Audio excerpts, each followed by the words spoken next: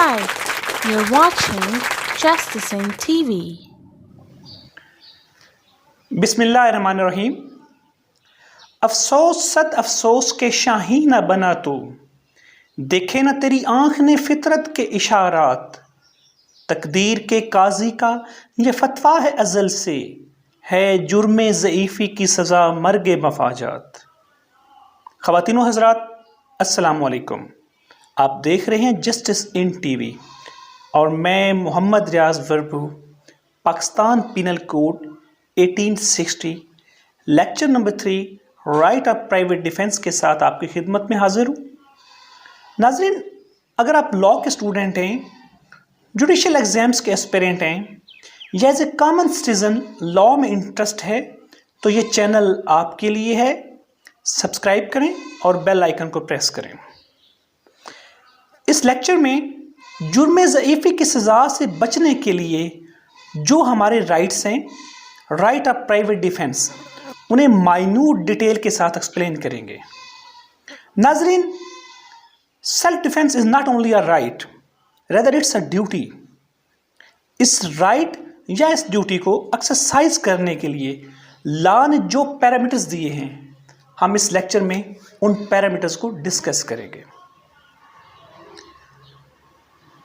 Lecture number 2 में हमने एक वर्कशॉप की थी जिसमें बहुत से नए सवालात आपके ज़हन में पैदा किए गए। आज हम कोशिश करेंगे कि इन सवालात का अकॉर्डिंग टू लॉ हल तलाश करें।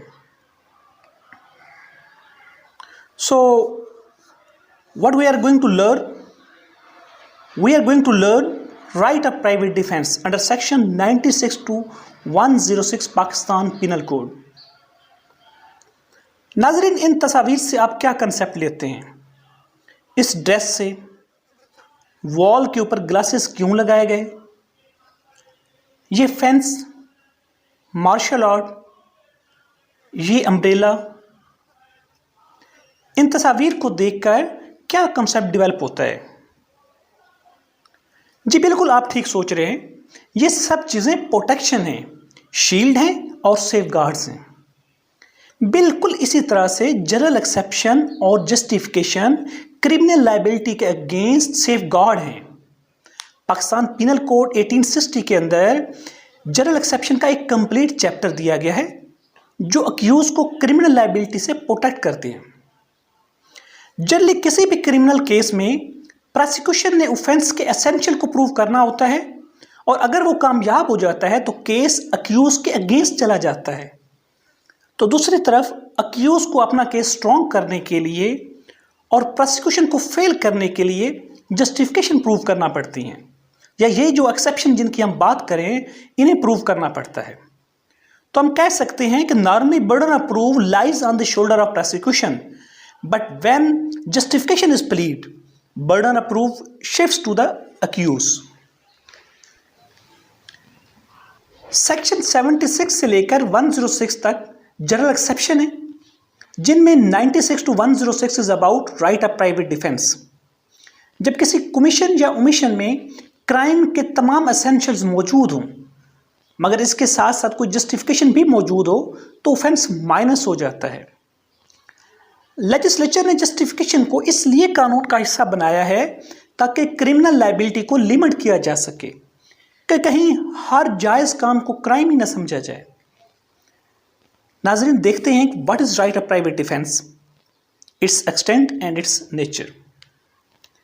अगर आप पर कोई हमला करता है तो ये आपकी ड्यूटी नहीं to run away from the scene. जिस शख्स की भी लाइफ को कोई खतरा हो तो वो खुद को बचाने का राइट रखता है, और इस राइट के लिए रीजनेबल फोर्स भी यूज कर सकता है। नाज़रीन, हर शख्स का ये राइट है कि वो खुद को, अपनी प्रॉपर्टी को, किसी दूसरे शख्स को और उसकी प्रॉपर्टी को महफूज करने के लिए subject to some certain limitation force use कर सकता है, और ये एक इनहेरेंट राइट है। लेकिन इस राइट को किस तरह से यूज करना है और किस हद तक यूज करना है, लॉ इसे माइन्यूटली रेगुलेट करता है, और ऐसे राइट को राइट ऑफ प्राइवेट डिफेंस कहते हैं। नाज़रीन, ये एक एक्स्ट्रा जुडिशियल रेमेडी है जो लॉ ने as a matter of instance justice किसी भी इररिपेरेबल लॉस से बचने के लिए प्रोवाइड की है। ये एक फंडामेंटल राइट है कि जो स्टेट मशीनरी का वेट किए बिना आप एक्सरसाइज कर सकते हैं, क्योंकि हो सकता है स्टेट आपके इस लॉस को रिपेयर ही ना कर सके। अगर हम हिस्टोरिकली देखें तो ड्यूरिंग के वीरा right of life and right of property इंसान की फोरमोस्ट इंटरेस्ट थी, जिसने सबको इकट्ठा किया और सोशल कॉन्टैक्ट के रिजल्ट में स्टेट, जो मॉडर्न स्टेट है, जो आजकल की स्टेट है, ये वजूद में आई। नाज़रीन, ये एक ऐसा राइट है which is guaranteed and protected by constitution, the supreme law of the land, hence the right is fundamental. Pakistan के कॉन्स्टिट्यूशन की अगर आप बात करें तो उसमें आर्टिकल 8 से लेकर 28 तक जो है ये फंडामेंटल राइट्स के बारे में है, जिसमें आर्टिकल 9 और आर्टिकल 24 जो है ये राइट ऑफ लाइफ और राइट ऑफ प्रॉपर्टी को डील करते हैं। ब्लैक्स लॉ डिक्शनरी को देखें तो मालूम होता है कि खुद को, अपनी फैमिली को या प्रॉपर्टी को बचाने के लिए रीजनेबल फोर्स यूज करना राइट ऑफ सेल्फ डिफेंस कहलाता है। मगर ये जरूरी है कि जो डेंजर है वो इमिनेंट हो और फोर्स को यूज किए बिना कोई और चारा भी ना हो। पीपीसी की तरफ चलते हैं। सेक्शन 96 कहता है nothing is an offence which is done in the exercise of right of private defence. ये सेक्शन सेल्फ डिफेंस को शील्ड प्रोवाइड करता है, प्रोटेक्ट करता है, प्रोटेक्शन देता है, सेफ गार्ड देता है। और सेक्शन 97 4 पॉइंट्स बताता है जहां ये राइट एक्सरसाइज किया जा सकता है, जहां पे ये राइट एग्जिस्ट करता है। ये 4 पॉइंट्स क्या हैं? To defend one's own body of any other person, one's own property, the property of any other person. नाज़रीन, ये वो 4 पॉइंट्स हैं जहां आप ये राइट एक्सरसाइज कर सकते हैं।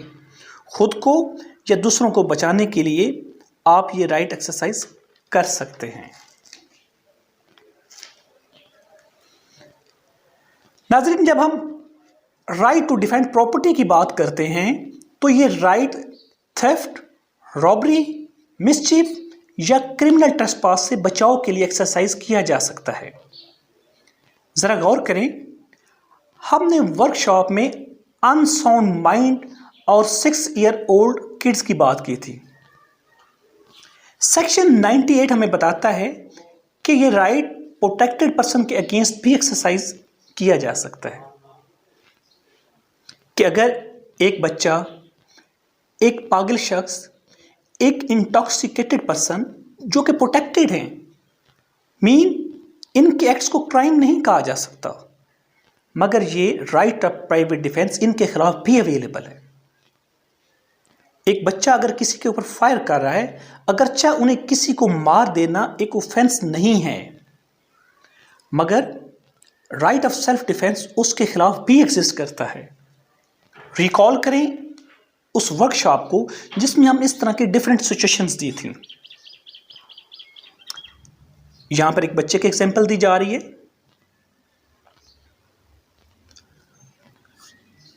और ये एक एग्जांपल अनसाउंड माइंड के बारे में है। सेम इस तरह के एग्जांपल्स हम दे चुके हैं अपनी प्रीवियस वर्कशॉप के अंदर। नाजरीन, सेक्शन 98 मिसकंसेप्शन की भी प्रोटेक्शन प्रोवाइड करता है। आप याद करें वो वर्कशॉप वाली सिचुएशन जिसमें एक शख्स अपने ही घर का लॉक तोड़ता है और किसी देखने वाले को मिसकंसेप्शन होती है।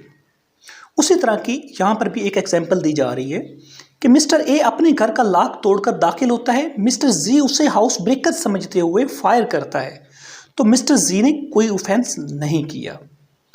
और इसी मिसकंसेप्शन के जवाब में अगर मिस्टर ए मिस्टर जेड को कोई नुकसान पहुंचाता है तो मिस्टर ए ने भी कोई ऑफेंस नहीं किया। दोनों ने इस मौका के ऊपर सेल्फ डिफेंस का राइट एक्सरसाइज किया और दोनों को ये राइट अंडर सेक्शन 98 अवेलेबल है। याद करें वो सेम सिचुएशन को, उसके अंदर एक क्वेश्चन अराइज किया गया था आपके ज़हनों के अंदर, उस क्वेश्चन का जवाब आपको ये सेक्शन 98 देता है। व्यूअर्स, अभी हम बात करते हैं कि कौन कौन से मौके ऐसे हैं जब right of private defence of body को इस हद तक एक्सरसाइज किया जा सकता हो कि जिससे अटैकर की डेथ भी हो जाए तो वो भी जस्टिफाइड है। Under section 100 there are 6 offenses where right to defend extends even to cause death of attacker or offender. So what are those 6 offenses or attempts? The first one is an assault when there is apprehension of death.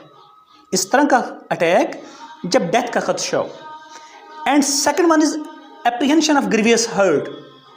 अब grievous hurt क्या होती है इसको हम next slides में देखेंगे। And third number पे है an assault with intention to commit rape. And next to gratify unnatural lust. And then to kidnap और अबडक्ट।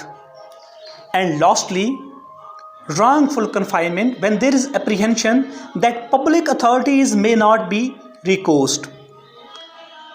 कि आपको खदशा हो कि wrongful confinement के रिजल्ट में रिलीज नामुमकिन है या एटलीस्ट मुश्किल काम है और ये मामला पुलिस तक भी नहीं पहुंच पाएगा कि वो आपको आज़ाद करा सके। ये वो मौके हैं जहां आप ये राइट ऑफ प्राइवेट डिफेंस को इस हद तक एक्सरसाइज कर सकते हैं कि अटैकर की या जो बंदा ऑफेंडर है उसकी डेथ भी कॉज की जाए तो वो जस्टिफाइड है। इस स्लाइड में आप देख सकते हैं कि right of private defence exercise किया जा रहा है। ग्रीवियस हर्ट इस तरह की होती है जिसका भी हमने जिक्र किया था। आप देख सकते हैं कि ये वो मौके हैं जब प्राइवेट डिफेंस का जो राइट है वो एक्सरसाइज किया जा रहा है।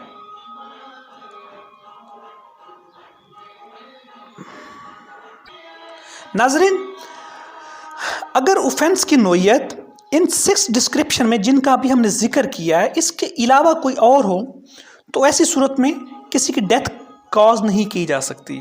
मीन कि ये डेथ जो है वो जस्टिफाइड नहीं है। किसी ऑफेंडर की डेथ के लिए ज़रूरी है कि वो अटैक की नोयत इन्हीं 6 में से किसी एक की तरह की हो जो कि सेक्शन 100 जो अभी हमने डिस्कस किया है उसके मुताबिक हो।